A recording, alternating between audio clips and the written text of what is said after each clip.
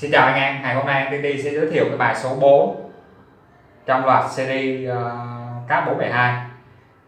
Thì trong cáp 472, cái việc mà mình đưa về cái đường vạch để mình ghi điểm trên đường vạch rất là quan trọng. Thì ở bài số 4 này NTT sẽ giới thiệu mọi người cái kỹ thuật là pick kê. Thì pick kê không phải là mình pick kê lấy trúng nữa, ví dụ như vậy là pick kê đang lấy trúng này, mới là pick kê lấy trúng thôi. Còn pick kê mà dồn cho hai trái bi, ba bi nó về cái đường vạch luôn thì đó mới là một cái cú mà mình xử lý đúng trong cáp 472. Mà trong clip cũng vậy thôi, clip mà anh em mình đánh nguyên mặt như vậy thì nó cũng đâu có ra bi đẹp đâu. Thì bây giờ thay vì mình sẽ pick kê nguyên trái thì mình sẽ pick kê lấy mặt trên hoặc lấy mặt dưới, thì tùy thế bi thôi. Chẳng hạn thế bi này 3 bi thẳng hàng thì mình nên lấy mặt trên đi.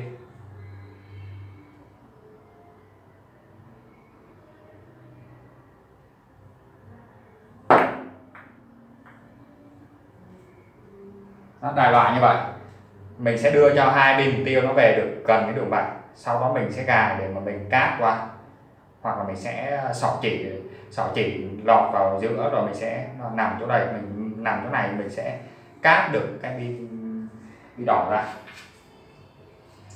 Thì bây giờ NTT sẽ xếp những cái tình huống đó, những cái tình huống khác.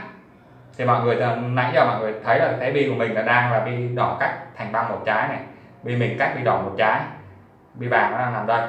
Bây giờ mình sẽ xếp xa hơn chút xíu, mình xếp bi vàng nằm đây. Tiếp tục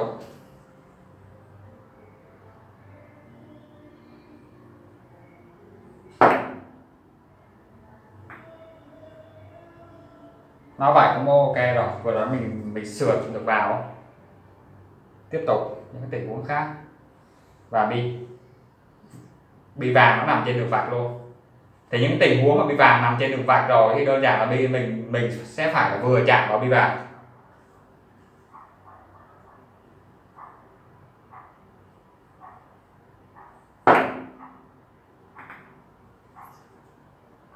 Đây cũng là một cái tình huống ok.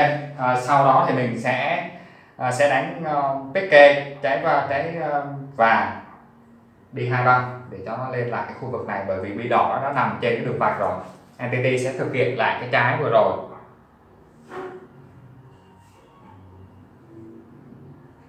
Mình sẽ đánh nhẹ lực hơn chút xíu nữa.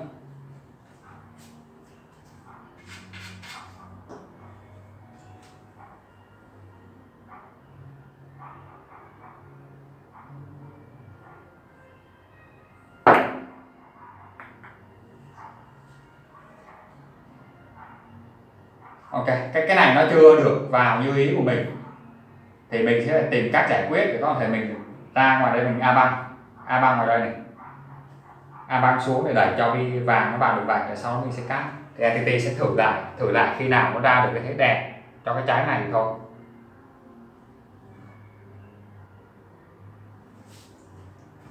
Cái này không còn là việc lấy trúng nữa nha mọi người, mà mình phải lấy sao để cho nó dồn 3 bi trên đường vạch, chứ không phải là việc lấy trúng trong cái trái pick kê nữa.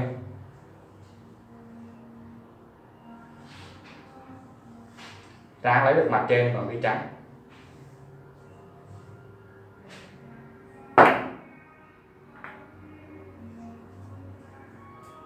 Ok, cái này cũng tạm thôi. Rồi sau mình sẽ đẩy cho đỏ ra chút ngay chỗ đây, ra cát, rồi sau mình sẽ đẩy cát lên để tụ lại chỗ này. Bây giờ NTT sẽ xét những cái tình huống khác. Ví dụ bi trắng, bi đỏ tiếp tục nằm đó nha.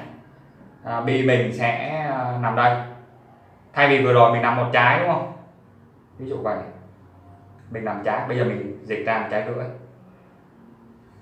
Ví dụ vậy. Thì đây là cách mà mình luyện tập đó. Mình mới đầu mình xếp gần, xếp xa dần, và tiếp tục sao những trái bi này á, tiếp tục là mình sẽ phải đẩy cho 3 bi, 2 bi tiêu nó về cái đường vạch.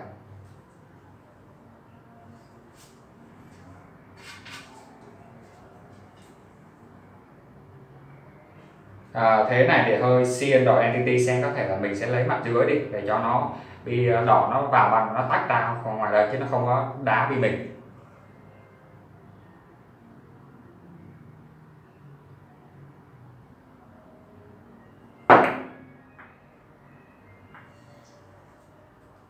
Rồi bi này cũng gọi là một thế bi, một cái thế bi thành công, bởi vì đỏ nó đang nằm trên đường vạch thì đơn giản mình sẽ thả vào, để mình thả vào xong á thì mình sẽ ra được cáp cái vàng bên kia thì nó tụ lại chỗ này. Tiếp tục bi mình và bi đỏ tiếp tục là 1,5 trái, bi vàng nó sẽ xa hơn một xíu nữa.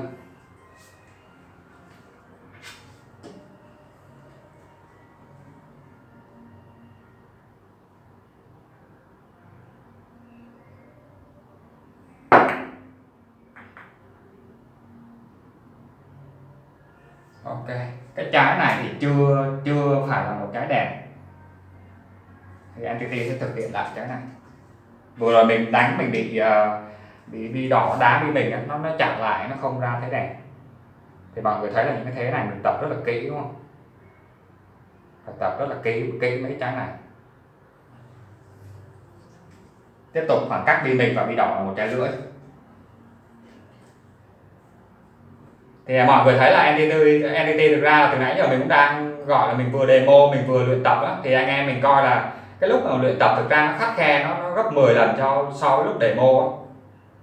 Mình phải tập rất là nhiều, một trái bi mình tập cả 100 lần, cả mấy trăm lần thì nó mới gọi nó thành kỹ năng được.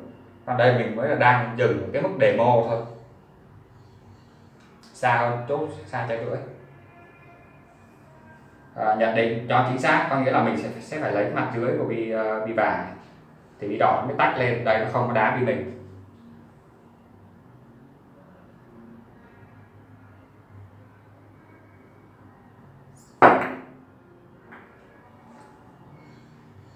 Ok, cái trái này cũng nói chung là cũng đã ok rồi.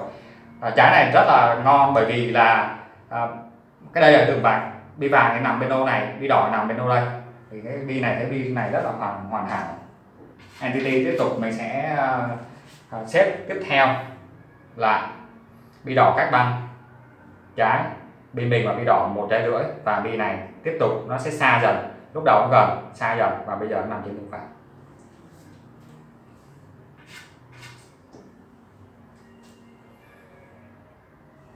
Mình phải kiểm tra góc trước nha mọi người. Tiếp tục trái này thì mình nên là mình vừa chạm vào trái vàng thôi.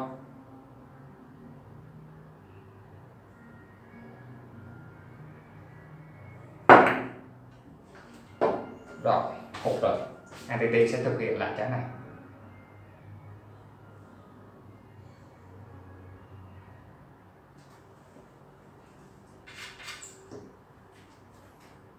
Rồi. Tiếp tục mình sẽ thực hiện lại. Xa hơn chút nha mọi người. Gần thì nó dễ, xa hơn chút đi.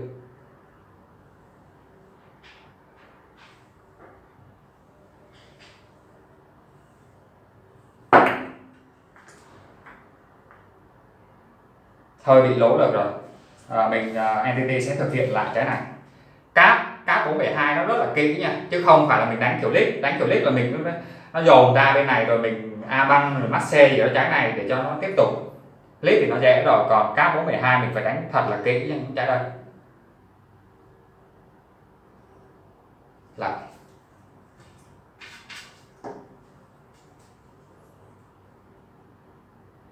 Những trái này Entity sẽ thử mình sẽ lấy mặt trên, mình không có lấy mặt dưới nữa, bởi vì từ nãy giờ mình lấy mặt dưới này mọi người, khi cảm giác là mình lấy cái mặt dưới thì nó bi này nó ra đây, nếu mà bị lực mà nó vô tình nó ra mà đúng cái loại lực đó là tự nhiên hai bi này nó ra thẳng hàng về, ra khó với cho mình.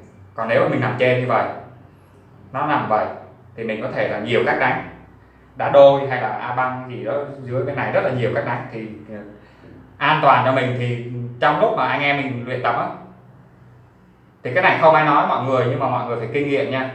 Nếu mình đánh 1-2 trái nó ra xuôi bi, đánh 4-5 trái tiếp theo nó vẫn ra xuôi bi, mà càng đánh nó xác suất xuôi bi càng lớn thì mọi người phải suy nghĩ là cái cách giải quyết đó chắc chắn là có vấn đề.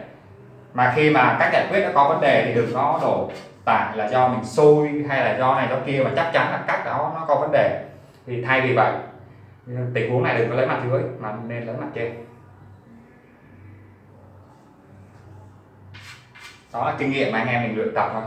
Entity luyện tập cũng y chang vậy, chứ mình đâu tự nhiên mà có kinh nghiệm đâu, mình đánh nhiều được tự nhiên mình tự rút ra kinh nghiệm cho bản thân mình thôi. Mình sẽ lấy cái mặt trên.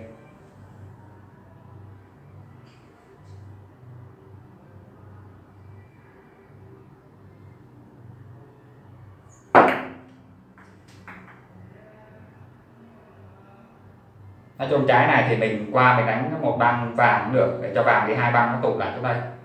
Nhưng mà trái vừa rồi bị lố lực rồi, mình sẽ thực hiện lại. Càng ra xa thì nó sẽ càng khó cho mình.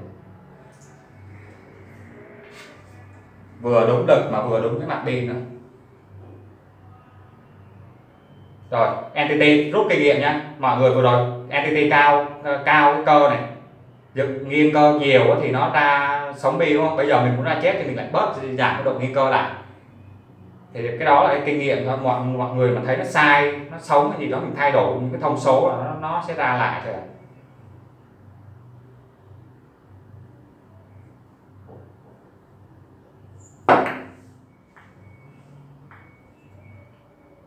Rồi ok, nói chung là trái này cũng tạm được, tạm chấp nhận được. Mình sẽ đánh nhiều cách đánh lắm, thả một băng ra để mà ra cát lại, hoặc là đánh trực tiếp vàng, đánh một băng này vàng băng kia nó tụt lại cái đường vàng này cũng được. Entity sẽ thử lại lần cuối và sẽ gặp lại mọi người trong clip tiếp theo về cát 472 xa chút.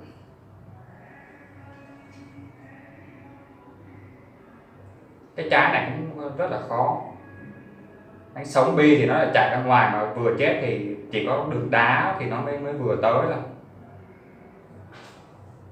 Lấy mặt ngoài luôn nha.